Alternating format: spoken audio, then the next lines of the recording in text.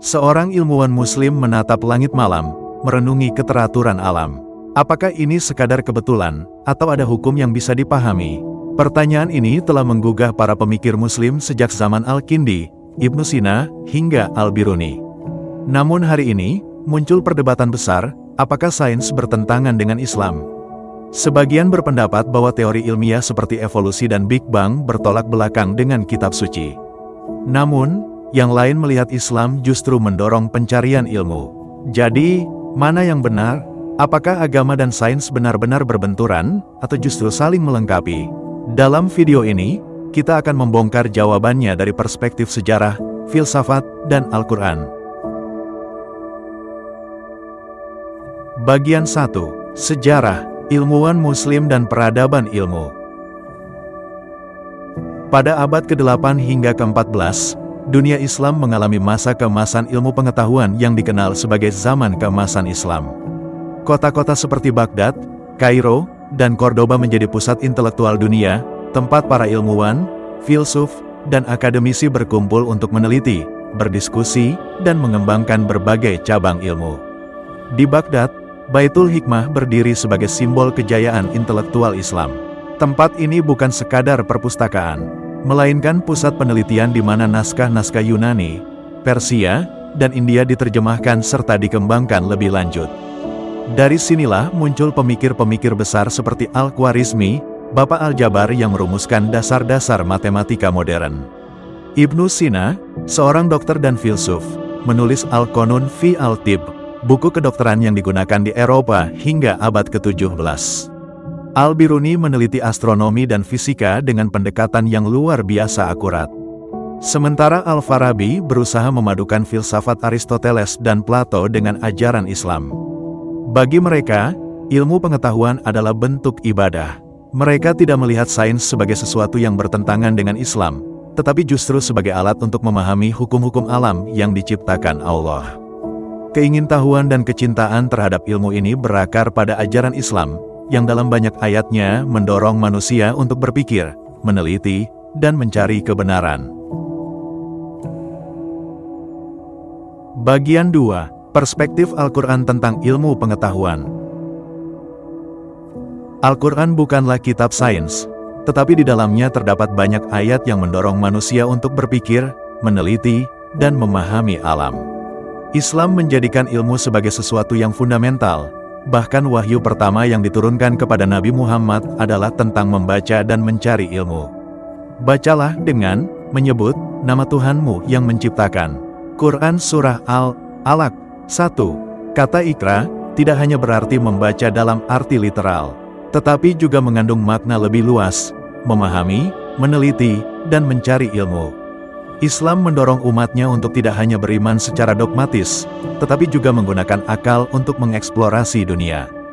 Dalam surah An-Nahl ayat 89, Allah berfirman, "Dan kami telah menurunkan kepadamu Alkitab sebagai penjelas segala sesuatu dan petunjuk serta rahmat dan kabar gembira bagi orang-orang yang berserah diri." Ayat ini menunjukkan bahwa Al-Quran memberikan panduan dalam berbagai aspek kehidupan, termasuk ilmu pengetahuan. Al-Quran mungkin tidak menjelaskan secara detail konsep-konsep ilmiah seperti fisika atau biologi, tetapi ia memberikan dorongan kepada manusia untuk mencari kebenaran melalui observasi dan eksperimen. Salah satu ayat yang sering dikaitkan dengan sains adalah, "Dan apakah orang-orang yang kafir tidak mengetahui bahwa langit dan bumi itu keduanya dahulu adalah suatu yang padu, kemudian kami pisahkan keduanya." Quran Surah Al-Anbiya 30. Ayat ini memiliki kemiripan dengan konsep dalam teori Big Bang, yang menyatakan bahwa alam semesta awalnya berupa satu kesatuan sebelum mengembang.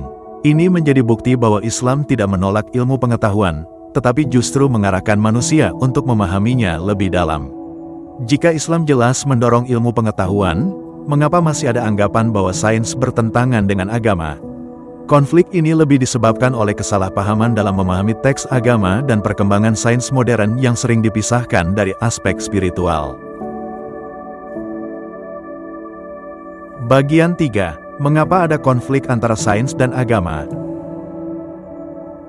Ketika kita berbicara tentang konflik antara sains dan agama, seringkali yang muncul di benak adalah kisah Galileo Galilei, seorang ilmuwan yang dihukum oleh gereja Katolik karena gagasannya tentang heliosentrisme, bahwa bumi mengelilingi matahari.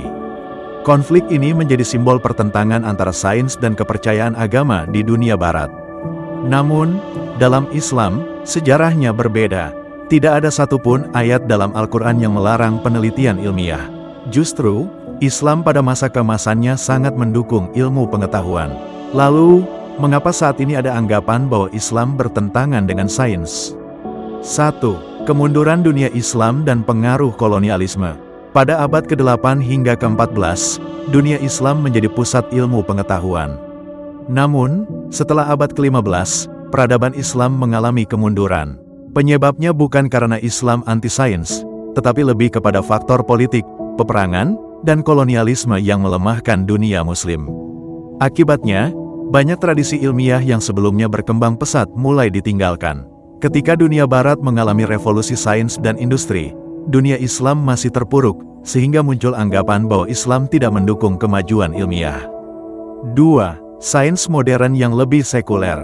Sains modern berkembang dengan pendekatan yang lebih sekuler, yaitu berusaha menjelaskan fenomena alam tanpa memasukkan unsur ketuhanan. Contohnya, teori evolusi menjelaskan perkembangan makhluk hidup berdasarkan seleksi alam, tanpa menyebut adanya campur tangan Tuhan. Hal ini sering disalahpahami sebagai upaya sains untuk menyingkirkan agama. Padahal metode ilmiah memang dirancang untuk meneliti dunia fisik tanpa mencampurkan aspek metafisik. 3. Interpretasi yang kaku terhadap ayat Al-Quran. Sebagian kelompok dalam Islam menafsirkan ayat-ayat Al-Quran secara terlalu literal dan menolak segala sesuatu yang tampak bertentangan dengan pemahaman mereka. Padahal, banyak ulama klasik seperti Ibnu Sina, Al-Biruni, dan Al-Farabi yang terbuka terhadap berbagai penafsiran ilmu. Jika ilmu berkembang, maka tafsir pun seharusnya bisa menyesuaikan tanpa kehilangan esensi keimanan. Jadi, konflik ini bukan berasal dari Islam itu sendiri, melainkan dari bagaimana kita memahami dan merespons perkembangan ilmu pengetahuan. Bagian 4. Contoh kasus, Islam vs teori evolusi. Salah satu isu paling kontroversial dalam hubungan antara Islam dan sains adalah teori evolusi. Charles Darwin, dalam bukunya On the Origin of Species, menjelaskan bahwa makhluk hidup berkembang secara bertahap melalui seleksi alam. Teori ini didukung oleh berbagai bukti ilmiah, seperti fosil, genetika, dan kesamaan anatomi antar spesies. Saat ini, teori evolusi menjadi dasar biologi modern yang diterima oleh mayoritas ilmuwan. Namun, di kalangan Muslim, teori ini memicu perdebatan. Banyak yang menolaknya karena dianggap bertentangan dengan konsep penciptaan manusia dalam Al-Quran. Mereka berpegang pada ayat-ayat seperti, sesungguhnya misal, penciptaan Isa di sisi Allah adalah seperti penciptaan Adam. Allah menciptakannya dari tanah, kemudian Allah berfirman kepadanya, jadilah, maka jadilah dia. Quran Surah Ali, Imran 59. Ayat ini sering dipahami secara harfiah, bahwa Nabi Adam diciptakan langsung oleh Allah tanpa melalui proses evolusi. Oleh karena itu, bagi sebagian Muslim, teori yang menyatakan bahwa manusia berevolusi dari makhluk sebelumnya dianggap bertentangan dengan ajaran agama. Namun, ada juga ulama dan ilmuwan Muslim yang memiliki pandangan berbeda. Mereka menafsirkan penciptaan manusia dalam Al-Quran secara metaforis, bukan dalam arti fisik yang langsung terjadi. Ibn Khaldun, seorang sejarawan Muslim abad ke-14, pernah menyatakan bahwa makhluk hidup dapat mengalami perubahan seiring waktu, suatu pemikiran yang sejalan dengan prinsip dasar evolusi. Sebagian ilmuwan Muslim berpendapat bahwa meskipun evolusi terjadi pada makhluk hidup lain, manusia mungkin memiliki proses penciptaan yang berbeda. Ada juga yang berusaha mendamaikan sains dan agama dengan mengatakan bahwa evolusi adalah mekanisme yang ditetapkan oleh Allah untuk menciptakan kehidupan. Jadi, apakah Islam benar-benar bertentangan dengan teori evolusi? Jawabannya tergantung pada cara kita memahami teks agama dan data ilmiah. Yang jelas, Islam tidak melarang pencarian ilmu, termasuk dalam biologi dan evolusi. Bagian 5. Apakah sains bertentangan dengan Islam?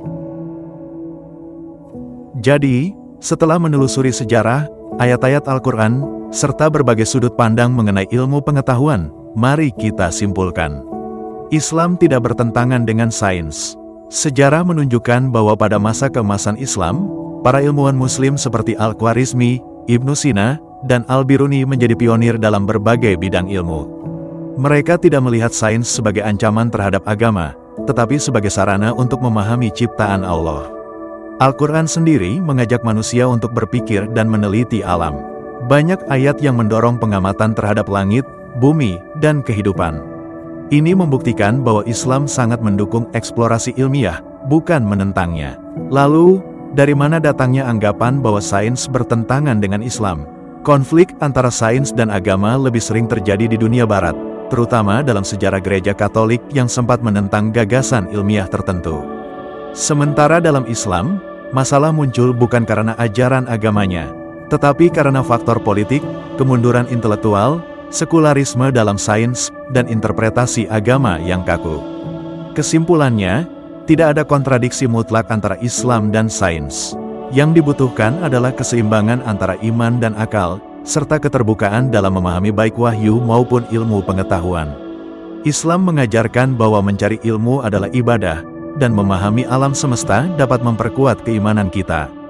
Jadi, bagi kalian yang masih ragu, jangan takut untuk belajar sains. Memahami ilmu pengetahuan bukan berarti menjauh dari agama. Justru itu adalah bagian dari memahami kebesaran Allah. Bagaimana menurut kalian? Apakah sains dan Islam bisa berjalan beriringan? Atau masih ada pertanyaan yang mengganjal? Tulis pendapat kalian di kolom komentar, dan jangan lupa subscribe untuk pembahasan menarik lainnya. Sampai jumpa di video berikutnya.